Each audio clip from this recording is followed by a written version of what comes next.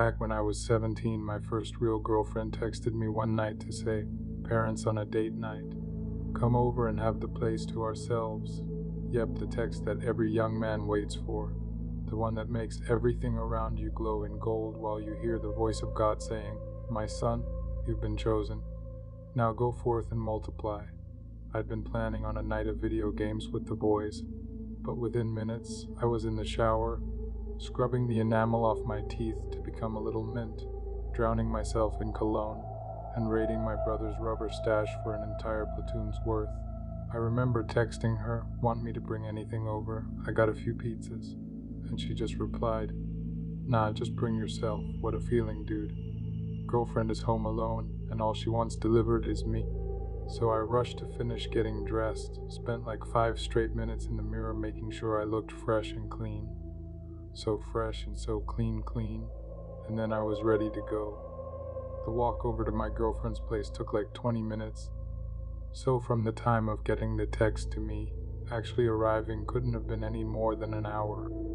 She had one of those long driveways too. Not like some grand estate or anything like that, but enough so you got a long look at the house as you were walking up to it. Then, about halfway up the driveway, I see someone walking through one of the upstairs bedrooms who is definitely not my girlfriend. I stop dead in my tracks, look up at this guy, and I've got this weird mix of anger and confusion and just utterly feeling a little bit heartbroken. I whip out my phone, dial my girlfriend's number, only to find her phone is switched off. My head is just swimming with negative thoughts. I think I was about to have a panic attack. Like, I just couldn't believe she'd do that to me.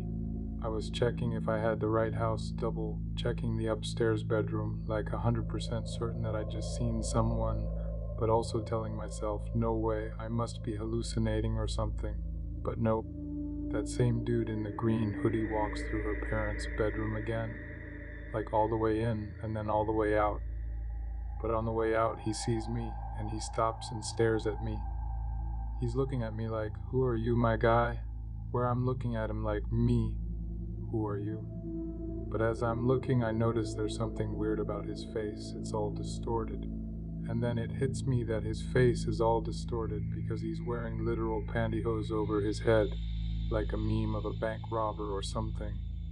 Then, right as I'm thinking, what kind of weird stuff is this? I'm like, oh no, he's not a meme. He's literally robbing the place. I just panicked and ran back down the driveway before dialing 99 Lemon.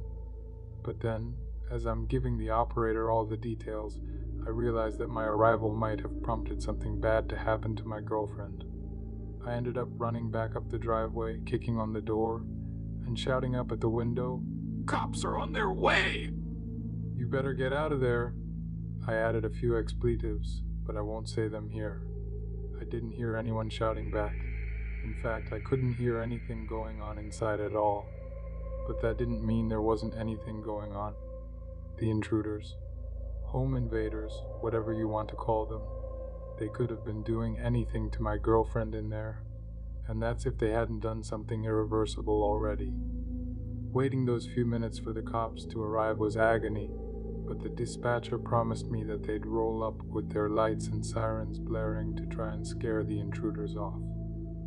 We later found out that worked like a charm, but no one realized that until we were inside and my girlfriend was safe. She was scared to death, but she was okay, and it turned out that my timing had been absolutely impeccable. The 2 guys that broke in through the rear door of the house had only just tied her up in her bedroom, and were right in the middle of ransacking the house when I showed up. And yes, they were actually wearing pantyhose. Seems kind of ridiculous, but the cops told me it's a smart choice for home invaders. I guess you get pulled over with a ski mask on your passenger seat in the southern state. Questions are going to be asked. But a pair of pantyhose, you could just shrug it off and say, "Oh, that's just me Mez laundry day or something," and there's no probable cause. Needless to say, when the cops left, we were way too shaken up for any alone time, and my girlfriend was in no mood to hang out at a place that had just gotten broken into. So we ended up going back to my parents' place to hang out. Nothing in the way of privacy, so I didn't get the explosive evening I'd been hoping for. But still, it was just cool to have been the one to have saved her, as she put it. I didn't save anyone. Those dudes only bailed when the cops showed up. But still, you can bet I took all the credit she wanted to give me. We ended up dating until maybe our sophomore year of college. After that, neither of us could handle the distance, but we still keep in touch. And I'm pretty sure our little post-relationship friend status is rooted solely in that mild shared trauma of having confronted a pair of home invaders together. A few years ago, around Christmas time, my family decided to go on holiday to a sunny country for the winter. I think they were just sick of the cold, as we live in a fairly small town here in the northern hills. But since I wanted to spend Christmas with my friends, I decided to stay at home. No, they didn't just leave me behind, as one friend suggested. My decision to stay was entirely voluntary. But sometimes I really do wish I'd gone with them, because staying home alone resulted in one of the most unnerving experiences of my entire life. It was the second week of December, and it was a Friday, so it had to be the 15th. I was just chilling in the living room, watching TV, deciding on which takeaway place to order from. I place an order, about 40 minutes go by, and I got a knock at the front door from the delivery driver. I grabbed my food, tipped the guy, then headed into the kitchen to plate the food up. Now I'm plating up on the countertop nearest the kitchen sink, which just so happens to look right onto the back garden. It's about 7 o'clock as I'm doing this, so it's almost pitch black in the garden, and there's only some weak ambient orange light coming from the main road, just barely illuminating the tops of the trees. At one point, I just so happen to glance out the window when I see this pair of glowing eyes looking back at me through the darkness. I know, the first thing that comes to mind is cat, and I thought exactly the same thing. That it must have just been a neighbor's cat perched up there on the back wall. So as opposed to freaking out or any other kind of irrational response, I just shrug it off, wish the cat a happy night of hunting, then trot off back into the living room to carry on watching TV. The rest of the night passed without incident. I went to bed at a reasonable hour, go me, and got a peaceful, undisturbed night's sleep. The next morning, I'm woken up bright and early by the sound of someone knocking at the front door. I roll out of bed, throw on my big comfy dressing gown, then head downstairs to see who's calling so early. I think I'd have been in a grumpier mood about being woken up if I wasn't so sure it was one of my mom's friends calling over to do the gardening. Mom didn't trust me to do it properly, and not being out in the cold digging up weeds suited me down to the ground. Only it wasn't my mom's friend, it was the police. As you can imagine, I was a bit taken aback to see two officers standing at the door at about 8:30 in the morning. But since they were so polite and I hadn't done anything wrong, it's not like I was particularly nervous or apprehensive. They introduced themselves, then asked if I'd had any disturbances during the night. I obviously told them no, that I'd slept right through. And that's when they informed me that there had been a break-in next door. Thankfully, no one was hurt, and they were struggling to figure out if anything was actually taken, so it seemed like no big drama. But apparently, the police suspected the person or persons to have been in the area for quite a while, and that they'd probably been casing places to pick the best target.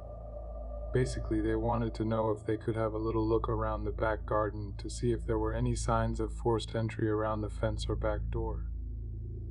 So I popped my slippers on, went around to the side gate, and let them into the back garden. It was bloody freezing out, so I asked the officers if they wanted a cup of tea, then went inside to put the kettle on.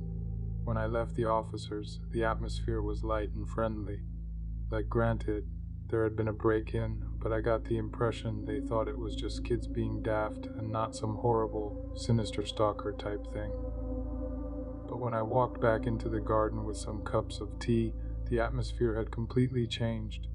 The two officers were crouched down near the back fence, with one of them engaged on his radio, talking back and forth with someone who I imagined was back at headquarters or something.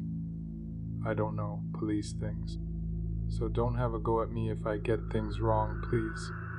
But I walked over to them, and before I offered them their tea, I kind of peered over them to have a glance at whatever they were looking at. There were clear as day footprints in the mud, right up near the back wall where someone had presumably climbed over. I'm standing there holding these 3 cups of steaming hot tea, and right as I'm about to say something like, "Oh my God, was the burglar in my back garden?" I hear one of the police saying to his radio, "Yeah, we're gonna need forensics down here. Same address I gave you." "Yup, cheers, mate." When he finishes, he basically turns to me and says, "A bit of bad news, ma'am. We're gonna need access to your garden probably well into early afternoon." Obviously, I had absolutely no objections to this, and the police turned up, took a plaster cast of the shoe print, or however they do it these days, and took a statement from me before they left. At first, I just told them the same thing I'd said when they first called around, that I'd not been disturbed during the night and had not seen anyone sneaking around the garden or the fields behind it. But then I stopped to consider the placement of the boot prints. They were right near that back wall, right where I'd seen the neighbor's cat eyes glowing in the darkness.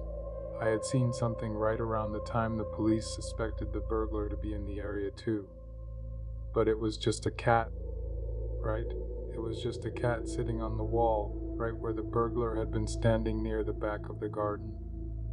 I remember stopping for a moment, and the police officer definitely assumed I'd remembered something, because they gave me this exact look as if to say, "Go on." All the thoughts about the cat and the burglar were rushing through my head, and I remember thinking how ridiculous it sounded, but I just said I saw a cat. The officer looked at me like I was mental, and I swear I wanted to clarify what I'd been thinking, but my mouth just wouldn't let me. I'd sound like I was round the bloody bend, suggesting that the eyes I'd seen belonged to the sodding burglar. So aside from mentioning the cat, I added, but nothing else. The officers still had this funny look on their face as they nodded, but they eventually thanked me for my time, packed up, and left. I didn't hear any more news about any burglar, and the neighbors mustn't have had any more break-ins, or I'm sure I'd have heard something about it.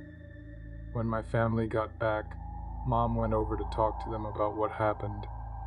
The neighbors said they thought it was foxes at first, because their cats' outside food and water caddies had been rinsed, and the poor things wouldn't go anywhere near them. It was only once they found an open window and some muddy footprints that they even thought to call the police.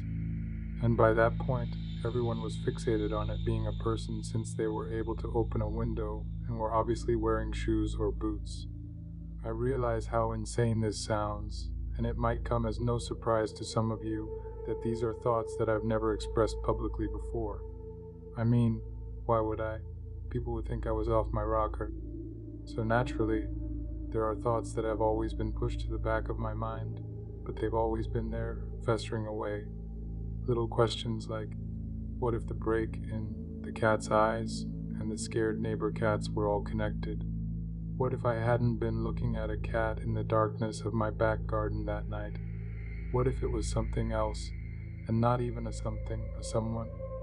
Someone who wore boots, could evidently open windows and doors too, but whose eyes glowed like a cat. Still, whoever that might be that had been staring right at me, I had no idea what they looked like, but they'd sure know what I'd look like, all lit up in my nice warm kitchen. Who knows, maybe they had one of those contact type things. I don't know if you've seen those sci-fi movies, but that's kind of what I pictured in my mind. This is all very hypothetical, of course. Most probably nothing more than a kind of primitive fear of the unknown. Maybe the only thing to be afraid of was the fact that a burglar had been standing in my back garden with me asleep upstairs, weighing up whether or not to break in. That's what I tell myself anyways, because to consider anything else would be as frightening as it would be illogical. Back when I was just an 11-year-old kid, my entire life was almost completely ruined on a Friday night in June. My mom and dad went out to some work-related event after dinner and told me they'd be back at around midnight. They gave me $20 to order takeout from somewhere, told me not to stay up too late, then just left me to it. I had a great time at first anyway. just stuffing my face and watching cartoons until I passed out on the couch surrounded by candy wrappers. I'm not sure how long later, but I woke up, and immediately I can tell something is different. I know it might sound weird when I say I could feel like a breeze on my face from the back door being open, but when you live somewhere for that long, I feel like you can pick up little subtle environmental changes. The point is, I got up to check the back door, and what do you know? It's wide open. I didn't remember opening it before I nodded off, but since I was so sleepy, I didn't put too much thought into it, and I just closed the door, turned off the TV and downstairs lights, and started walking up the stairs to my bedroom. And that's when I hear it, the soft, barely audible sound of crying. It wasn't like a full-on bawling sound, more like softly sobbing, but it definitely sounded like a full-grown man doing the crying, and it was definitely coming from inside our house. I am like Pant, weddingly scared, and when I get to the top of the stairs, I can see that someone, definitely not me, has pulled down the ladder to our attic, and whoever it was upstairs in the dark, quietly crying to themselves. I'm not sure I can really put that kind of fear I felt into words, and just as I began to think to myself, just get out of there, just run to the neighbor's place, I hear the crying stop, followed by not footsteps but movement up in the attic. That's what freezes me in place like a deer in headlights, and all I could do was keep my eyes glued to the opening of the ceiling. I remember seeing something. It was like a monster with a red face that drooled when it saw me, but that's only because I lost a little piece of my sanity that night. A piece that I don't ever really think I got back. It obviously wasn't a monster. It was just a person, a very sick one at that. They were in the middle of a compound nervous breakdown, complete paranoid schizophrenic. They thought they were trapped in the wrong body, and so they tried to peel their face off by cutting it to find their real face. At least that's what I was told later. After they realized that they were trapped in their own body, this woman ran from her sister's place where she was being cared for and somehow randomly picked our yard to climb into. Then, looking for a place to hide, she went up into our attic, appearing in the hatch to scare the sanity out of me. So you can see why that might just cause a kid to, well, lose his mind for a while and rationalize it by telling themselves that wasn't a person back there. People were good, people were normal. What I saw was a monster or a demon, anything but a person. After I ran to my neighbors, after the police went through their investigation, and my parents came home and everything was said and done, I had to be homeschooled for a while. And I think I had my own little psychotic break, or rather I know I did.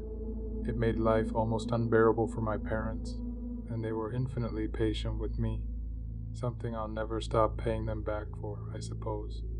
Some of you might not care who or what I am now, but for those of you that do, be glad to know that I'm doing okay.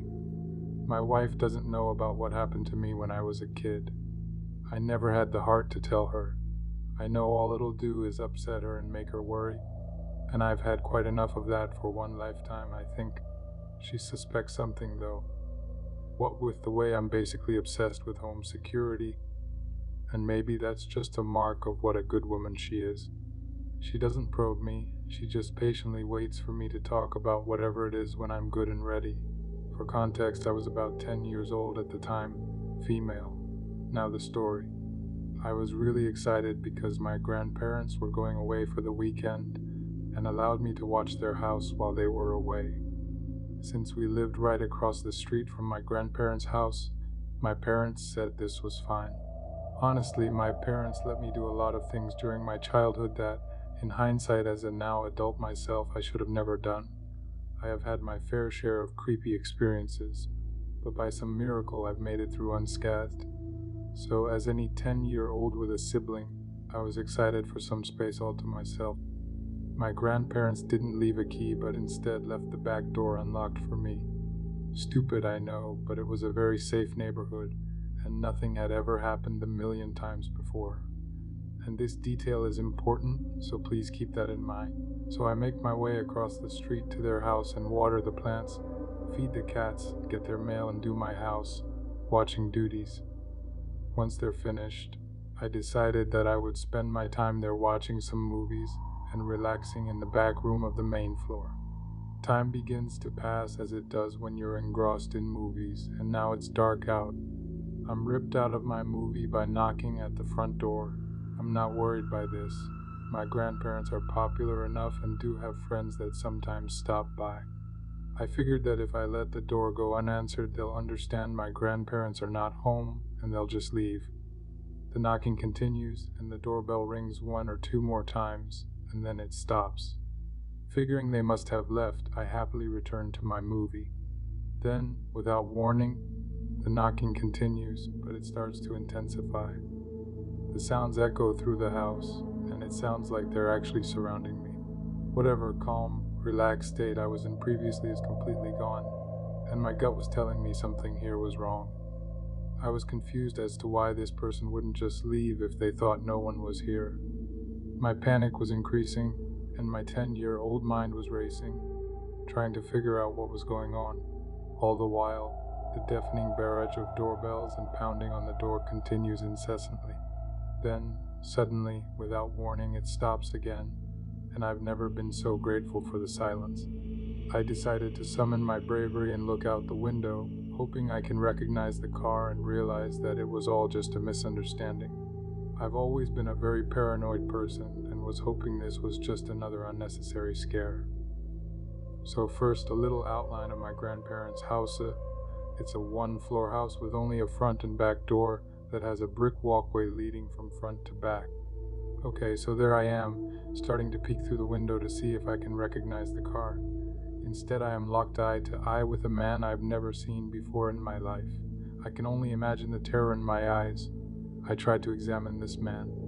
His eyes showed nothing, no fear, no surprise, no confusion. They were just completely void of emotion. I was looking to find some kindness or hope or something to try to ease my fears and tensions. Well, I found quite the opposite of that. Suddenly, his face shifted, more determined, and he broke our gaze and just kept walking. My brain was screaming at me that something was very, very wrong. Then it hit me, and I realized what my head was trying to tell me. He was going to the back of the house. The unlocked door. He was going to the back of the house to the unlocked door. He was trying to find a way to 10-year-old, defenseless me home alone in this empty house. I'm ashamed to admit it, but I froze. Everyone, me included, always talks so much smack in horror movies when the victims freeze when the bad guys come to hurt or kill them. Trust me, I knew I needed to go move, but my body just wouldn't allow it. To say my mind was moving a million miles a minute would be putting it lightly. What do? Do I call the cops? Do I run and hide? Do I run in my house? All the time telling myself every second that I waste is another second closer to him getting inside. Finally, after being angry at myself for wasting this precious time, now with tears streaming down my face, I grabbed the cordless phone. This was back in the early 2000s.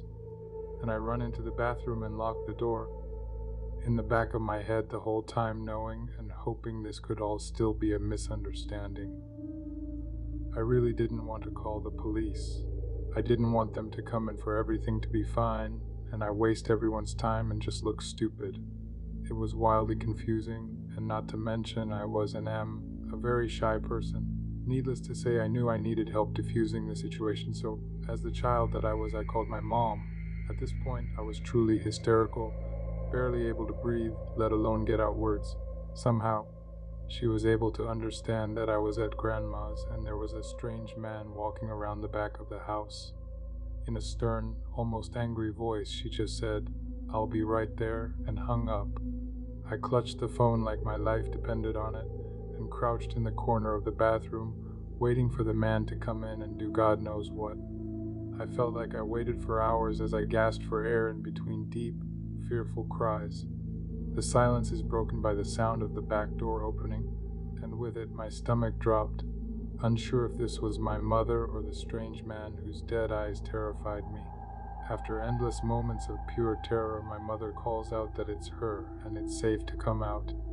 In one swift motion, I jump up, rip open the door, and run into my mother's sheltering arms. I just stayed there for a while, unable to speak, still processing what just occurred and feeling finally safe in my mother's arms. After a while, I was able to get out, asking what happened to the man. She told me she found him around the back of the house and immediately approached him, asking what he was doing. He stated he was looking for an address and worriedly stumbled away to his car and drove off faster than seemed appropriate. There's no way that this man was looking for an address. Why would he continue to pound and pound on the door when no one answered? Why would he walk around to the back of the house? Nothing about that looks like someone searching for an address. After asking around, I heard that sometimes people do that when they're looking to break into a house. They thoroughly pound on the door and make sure that no one answers and that no one is home when they attempt to break in.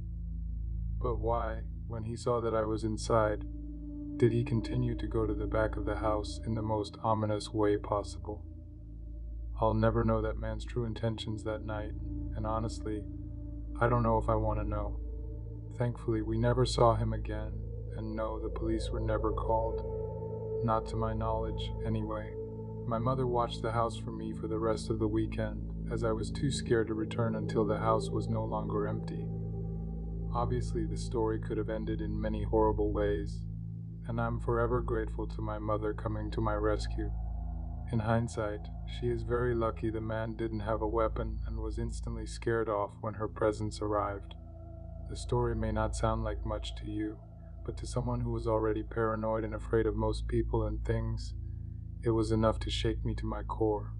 I still, 15 years later, have irrational fears that haunt me some days and nights, and I'll always be haunted by those dead, empty eyes. September 4th of 1978 was an exciting day for Sam and Lily Brown, as their Aunt Karen was coming to stay with them for a few days in their small northern hometown. The children's father wasn't in the picture anymore, and their mother, Mary, was not only looking forward to seeing her sister, she was greatly relieved to be getting some help around the house. Little did they know, their lives as they knew them were about to change forever. When Karen arrived in the early evening, both she and Mary took 13-year-old Sam and 8-year-old Lily down to a local bar and arcade named Happy Haven, letting them binge on soda and video games until just before 10 p.m., when the two women announced their bedtime. The children protested but eventually allowed themselves to be driven back to the small log cabin where they lived. However, Mary and Karen weren't quite ready to call it a night, and after dropping the kids back at the cabin, they decided to return to Happy Haven to continue drinking. Shortly before departing, Mary told her children not to stay up too late and that they'd be back sometime after midnight. Karen then told Sam to lock the door once they departed, and in reply, Sam apparently laughed. It was later established that he laughed because the door's lock was broken, and despite his insistence that she had it fixed, his mother had neglected to do so. Once their mother and aunt were out of sight, the Brown kids decided to sneak over to their neighbor's place, the Greens, to play with their 5 kids. It's not clear what a bunch of kids were doing out so late on a Monday night, but one of the neighbor kids later reported that nothing seemed amiss with the Brown kids, who were happy and relaxed when they came over to visit. They stayed there until the noise got too loud, at which point the Greens' mother emerged to corral her children indoors. She then shooed the Brown children back to their cabin and told them to stay indoors. She later stated that she believed the children had obeyed her commands and returned to the cabin, and a passerby confirmed that lights were on at the Brown place when they walked by at around 11:45 p.m. These lights were apparently switched off when Mary and Aunt Karen arrived home sometime between 2 and 3 o'clock in the morning. When they entered the cabin, they found a pot of water boiling on the stove.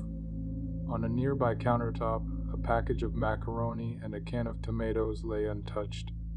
The women apparently took the pot of water off the stove before clearing away the food, but at no point sought out the children to chide them for doing something so dangerous without parental supervision. It was later implied that the women were so drunk that they didn't want the kids to see them in such a state. On top of that, Mary was due into work at 8:30 a.m., so as much as we can understand why she might want to get as much sleep as possible, it still seems odd that neither of the women would check on the children. As we mentioned, Mary awoke around 8 a.m. to begin her shift but still didn't check on her children. Aunt Karen said she slept until noon and was the only one to check on the kids for around 12 hours. When she found they were absent from the cabin, she assumed they were at school. But the neighboring green kids would later state that the brown kids, who they usually walked to school with, were nowhere to be seen that morning. When Mary arrived at the restaurant she worked at, she apparently called her children's school, intending to scold her daughter for not checking in with her before she left for school. But school staff were forced to inform her that neither of her children had shown up that day. Panicking, Mary told her boss that her children were missing and she needed to be excused from her shift so she could look for them. According to Mary, her employer refused and demanded she work the rest of her shift. So instead of looking for them herself, she says she was forced to rely on her sister to find them. It wasn't until 3 p.m. that day that state troopers learned of the children's disappearance, a full 15 hours after they'd last been seen. Upon inspection of the family's cabin, the police found no signs of any kind of struggle. But the fact there was still a pot of water on the boil when the women arrived home suggests Sam had been interrupted while cooking something. But if he walked outside the cabin with the stove still on, he obviously expected to return. So initially the main theory was that the kids had been lured outside, then snatched before they had a chance to get back inside. Naturally, one of the first suspects was Robert Brown, the children's absent father.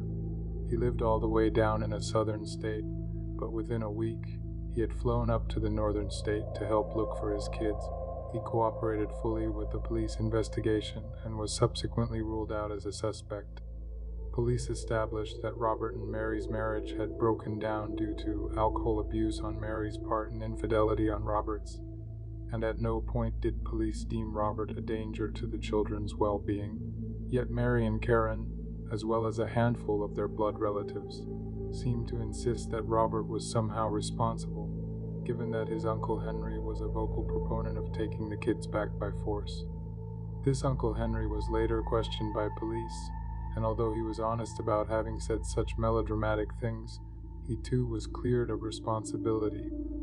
The police were so convinced Henry was lying that they actually dug up his backyard, but not a shred of evidence was found. One witness claimed to have seen a black sedan speeding away from the cabin in the middle of the night, with the driver and passenger being identified as 2 carnival workers.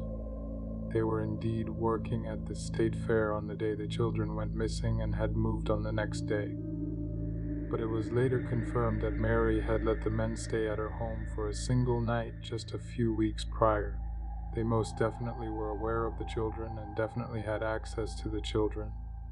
Yet despite remaining suspects, the 2 carnival workers were never fully charged with either kidnapping or murder. Following her children's disappearance, Mary Brown became deeply depressed, and this only exacerbated her problems with alcohol. 2 years following her children's disappearance, Mary left the northern state behind, abandoned the very place she had once sought solace. Shortly after she left, the cabin she and the children lived in was burned down under mysterious circumstances. In 1980, Mary remarried and sobered up, later stating that she prayed daily that the children would be found alive and well. Her ex-husband, on the other hand, firmly believes his children are deceased, saying that if they were still alive, then surely they'd have made an effort to contact him in the 4 decades since then. Mary's brother Tom had made a handful of bizarrely specific claims since their disappearance, such as stating that Sam was murdered, but that Lily is somehow still alive. He's also stated that he believes her to be living in Hill City, Coastal Town, or Prairieville. Tom has never fully explained why he believes his niece is living in such specific places, and we're only left to imagine how he's come to such conclusions.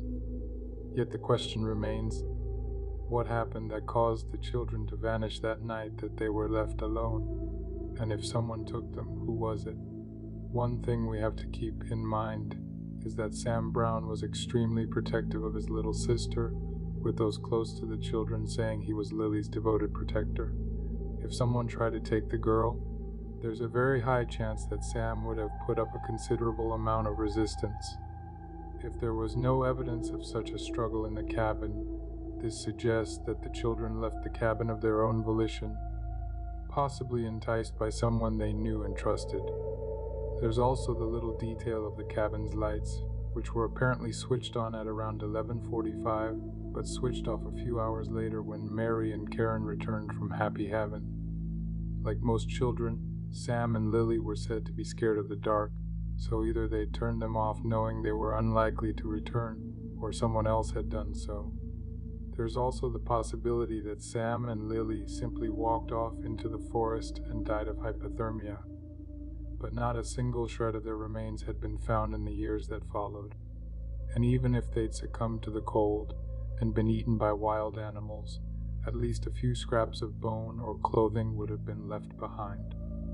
So if someone actually visited the cabin and took the children, who might have the motive to do so? As we've already mentioned, the number one suspect would obviously be the children's biological father, Robert.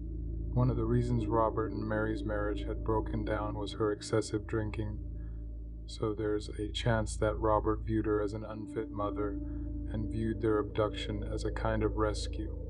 His surprise visit might have excited the children so much that they remembered to turn the lights out, but forgot to turn off the stove, especially if their father told them they needed to leave as quickly as possible.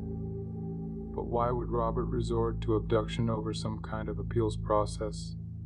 Well, it came out years later that Robert wasn't actually Sam's biological father, only Lily's, so it's highly unlikely that he would have won any kind of custody battle.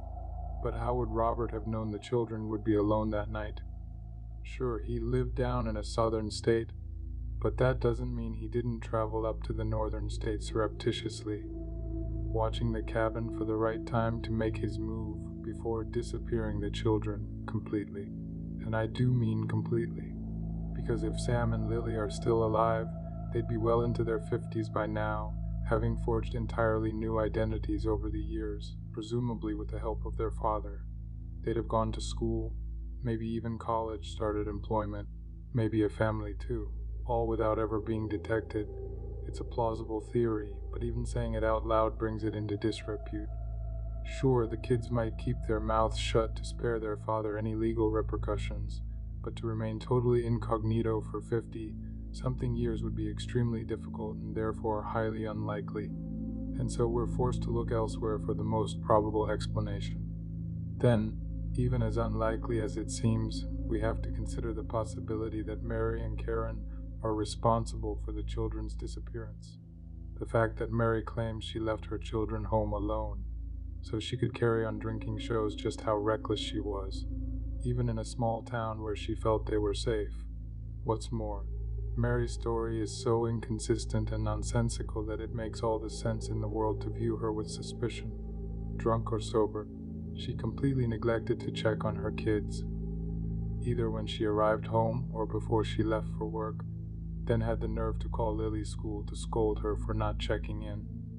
Then there's the issue of her boss refusing to let her leave work after finding out her children were missing. This never once had been corroborated, and no matter how troublesome her financial situation was, the idea that a mother might be content to just sit and work while her kids were in danger is extremely doubtful.